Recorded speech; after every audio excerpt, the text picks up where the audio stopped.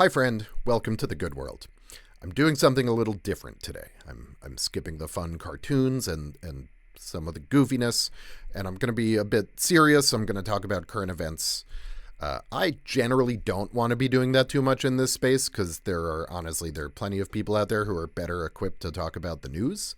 And I think it's easy to let the news kind of suck us into a kind of navel-gazing dissociation where we're not really engaging with the world. And a lot of my philosophy is about the need to break out of that cycle. But sometimes the news can serve as an example, so I'm just going to go with it today. So I did a recent episode about how capitalism was made for humans, not humans for capitalism. And quickly, before anyone calls me a communist, the same thing is true of government, or any system of power. Government exists to serve humans, not humans to serve government. Also, a lot of the problem with our current system is it's all very entangled. It's honestly hard to tell where the corporations end and the government begins. That's a whole separate topic for another day. But for today, I want to talk about this. The reaction we're seeing to the murder of the CEO of United Healthcare, Brian Thompson. To me, the reaction really indicates how many people feel like we are all being forced to serve power. And particularly, we're being forced to serve power in the form of accumulated capital and growth in profits.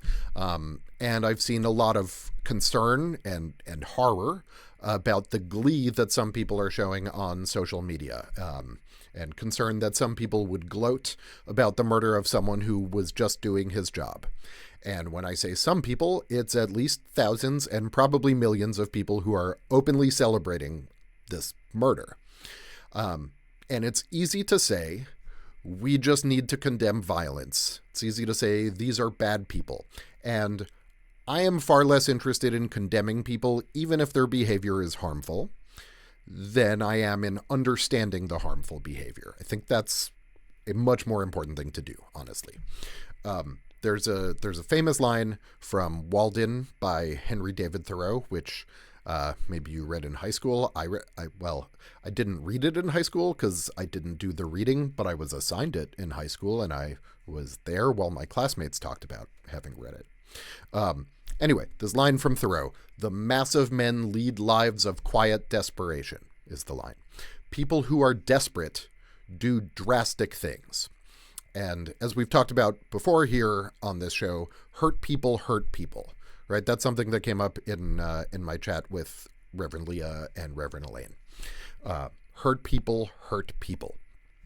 But acknowledging that isn't easy, especially in a moment like this, because I think that means confronting our own capacity for violence and harm. Right? It means recognizing that if our lives looked different, we might also be doing harm. And that's a hard thing to do, but it's really, really important. If you've been watching, you know, I used to be a social scientist, right? And I've studied sort of human behavior a lot. And my single biggest takeaway from my years of social science is that one of the most powerful and universal human instincts is that we rationalize things. We rationalize everything. And we particularly rationalize when we want to see ourselves as good. Even billionaires do this. From my personal experience, I haven't met 0 billionaires, but I haven't met a lot of them. But I've been around enough like rich and powerful people.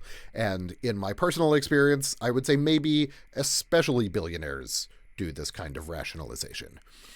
Most of the people I've spent time with who have money and power are experts at convincing themselves that they deserve it and that others don't. I want to be clear that I'm not saying everyone, and there are exceptions and different people. It's a continuum, right? But there is a very, very strong impulse, if you have a lot of resources and other people don't, to convince yourself that you deserve it and that they don't. They actively deserve no resources. So this is a very powerful instinct, right? But deluding ourselves only gets us so far, especially when I think the majority of people are getting really sick of the fact that their lives matter less than a corporation's fiduciary responsibility to increase shareholder value. That's like jargon that a lot of us have heard. And so let's talk a little more about this idea that most of our lives don't seem to matter that much. Because something else that we're seeing in response to this crime is there is an overwhelming police response here, right? The entire NYPD is being turned towards catching the person who committed this one murder in New York.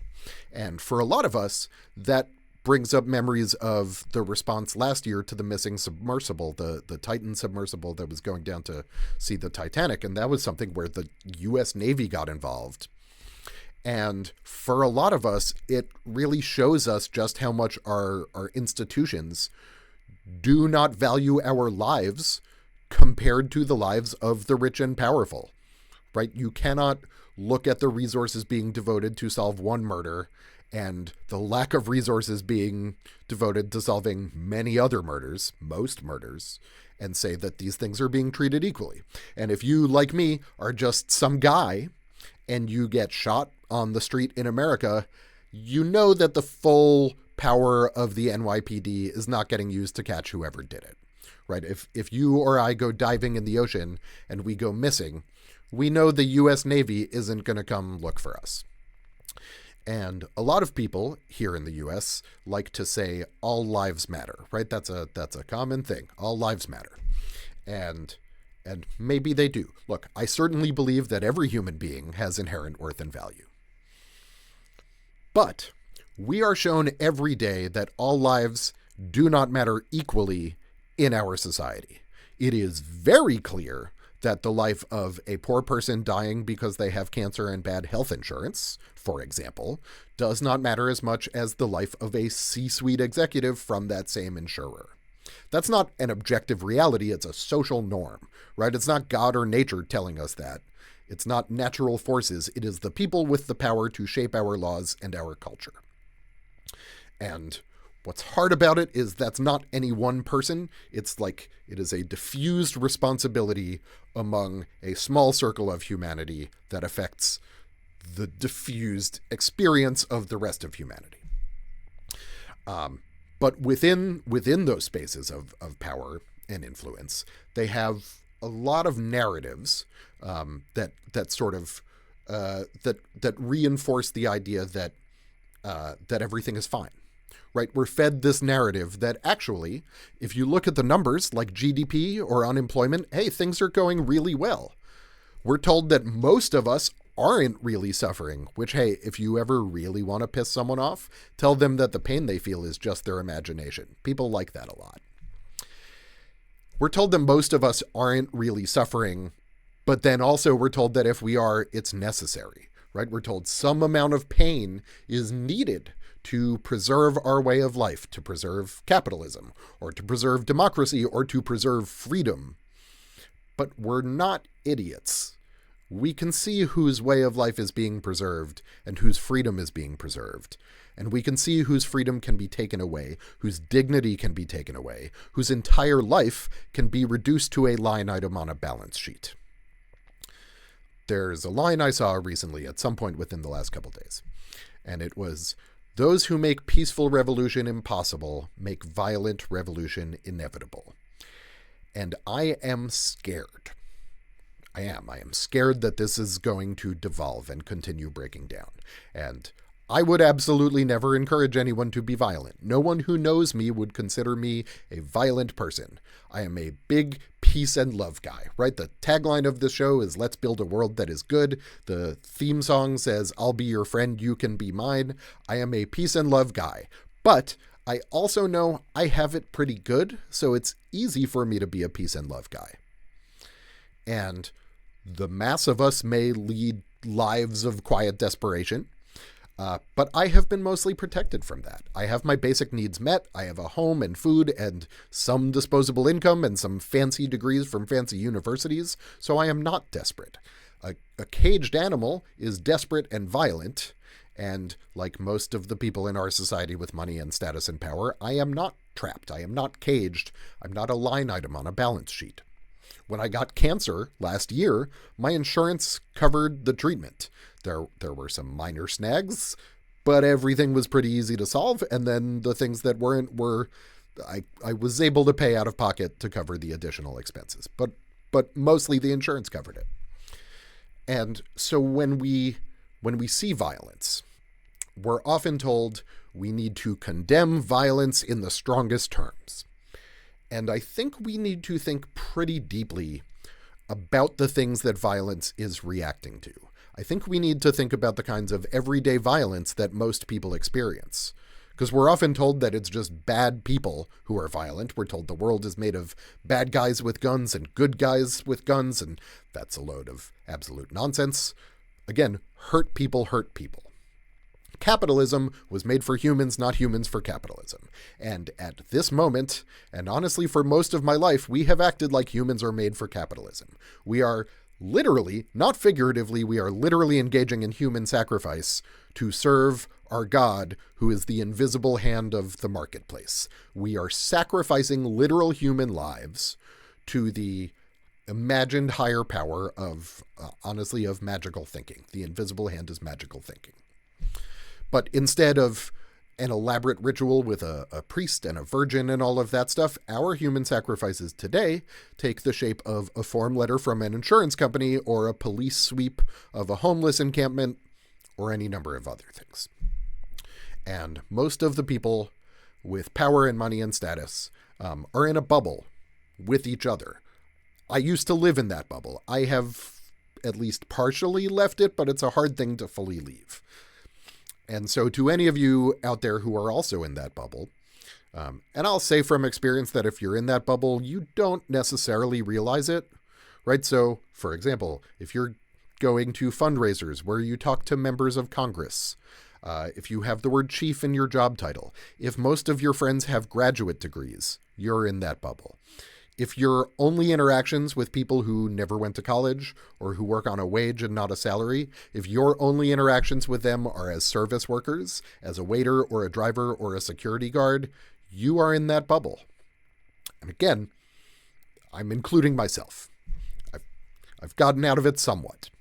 But so if any of that describes you, I want you to know that I am speaking directly to you because I am one of you. You do not understand how bad it is for people out there. You do not understand how hard it is for people out there. And to be clear, I also don't understand, but I know enough to know that I don't understand. And I know enough that I can tell it's important to listen to people who have it rough, instead of acting like I know the answer to their problems because I read some studies and conducted a poll or a focus group. And that used to be my entire job, was to do research and think that I knew the answers and just get to sit at my desk and not have to go out into the world. I still kind of am trying to solve problems from sitting at my desk, but I at least balance it now with some amount of going out into the world. And so my ask to you, if you are in any of those elite networks, even if you don't think of yourself as an elite, if you fit into the categories I described, you kind of are. And so my ask to you is a pretty simple one. Talk to your friends about the fact that people are suffering. Talk to your friends about how even expert economists and policymakers and opinion writers can't understand that suffering unless they really talk and listen to the people who are suffering. Spread the idea that the solution to this is not increased security, but increased community. We talk so much in this country about the value of democracy, but what kind of democracy do we have if most of its voters are marginalized, if half of its eligible voters either don't have the time or the resources to vote, or maybe they don't even see the point of voting, right? Turnout in elections is rarely above 50% of the people who are eligible. That's not a failure of the people. That is a failure of our system to represent the needs of the people, because our system does not prioritize the people. Our system prioritizes itself. I want to be really clear. I don't claim to have the answers, but I've met a lot of people who do claim to have the answers. And from what I have seen, none of them actually even understand the question. There's a story about Socrates. Someone came to Socrates and asked him, Socrates, you must be the wisest man in all of Athens, right? And he said, no, I'm not wise. And they said, well, who is the wisest man in all of Athens? And Socrates said, well, I don't know. I guess I'll have to look and find out. And so he went around, excuse me, do you know who's wise in Athens? Can you point me to someone who's wise?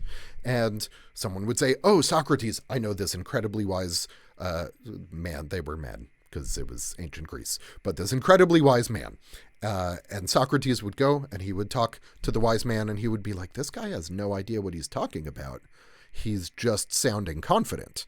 And then someone else would say, Socrates, don't worry, I have a wise man for you. And Socrates would go and he would talk to this other wise man and he would say, no, this guy also doesn't know what he's talking about. He's just sounding confident.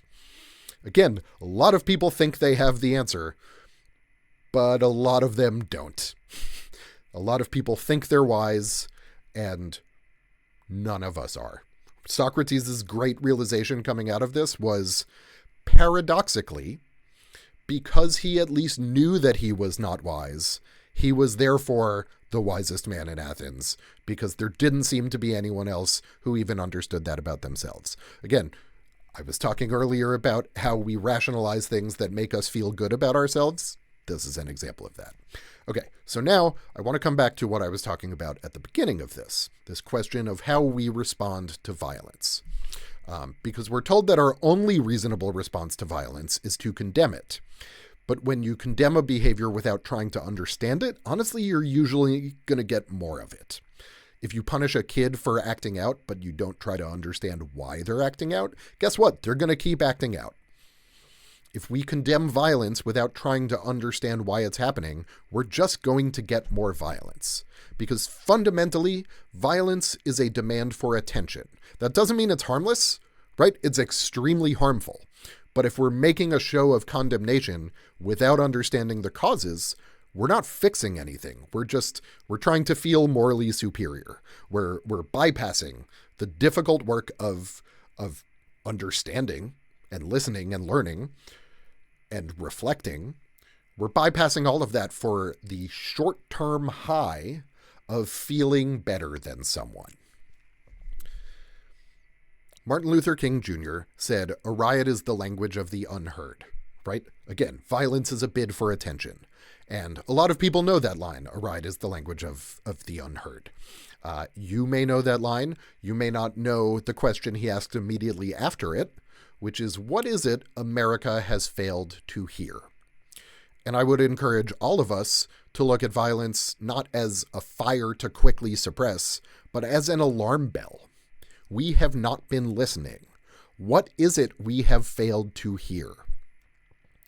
Now, I'm sure that some people will listen to this and say that I am condoning or endorsing violence, so I will reiterate that I do not do either of those things. I am a peace and love guy. I am nonviolent in as many ways as I can be. It is something I believe in deeply. And look, some people might hear this and say that I'm not showing compassion for Brian Thompson and his family. So I will say that my heart breaks for his spouse and his children, and I do believe he deserves compassion. Because like so many of us, he was playing a role that he was conditioned and encouraged to play, and he played it very well. He believed he was doing something good, and I have compassion for that, even if I think what he was doing was ultimately harmful. I believe pretty strongly that everyone deserves compassion, but part of that means also understanding why some people might not have compassion for him. Right? Having compassion means recognizing that the glee and the laughter we see on the internet is coming from a place of deep pain, not a place of evil. Having compassion for everyone means understanding that a lot of people don't have space for compassion. If we really want to practice compassion, we need to practice compassion for them too. Right? If we really want to practice compassion, we need to practice compassion for everyone, not just the people it's convenient for. Otherwise, we're not advocating for compassion. We're weaponizing compassion. And just as it is easy for me to oppose violence from my comfortable chair in my shed, it is easy for me to feel compassion. I've never had a loved one die as a line item on a balance sheet. Right? And I have the time and the space to practice and to build my compassion. Capitalism was made to serve humans, not humans to serve capitalism. Markets were made to serve humans, not humans to serve markets.